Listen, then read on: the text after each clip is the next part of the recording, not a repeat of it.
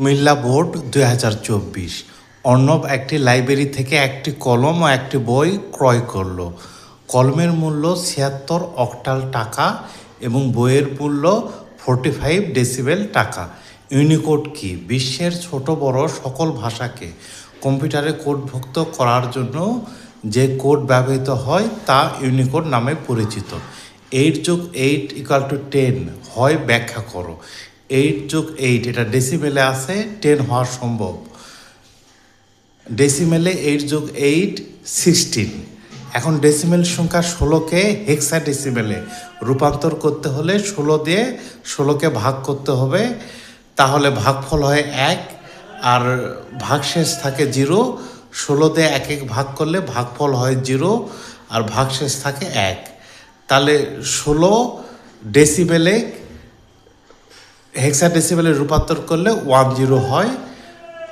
অতএব হেক্সাডেসিবেল পদ্ধতিতে 8+8 ডেসিবেল = 10 হেক্সাডেসিবেল হতে পারে। উদ্দীপকে উল্লেখিত কলম ও বইয়ের মোট মূল্যকে হেক্সাডেসিবেলে প্রকাশ করো।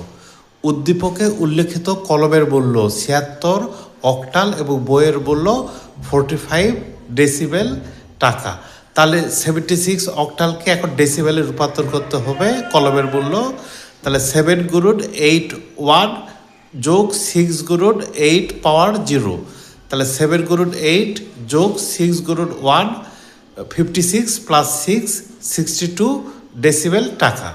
অর্থাৎ কলম ও বইয়ের মোট মূল্য 62 ডেসিবেল প্লাস 45 ডেসিবেল = 107 টাকা।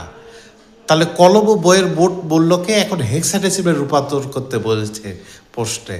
তাহলে 16 দিয়ে ভাগ করতে হবে। 16 দিয়ে 107কে ভাগ করলে 6 ভাগফল হয় আর 11 ভাগশেষ হয়। আবার 16 দিয়ে 6কে ভাগ করলে 0 ভাগফল হয় আর 6 ভাগশেষ হয়। আমরা জানি 11 ডেসিবেলের হেক্সাডেসিবেল হলো B।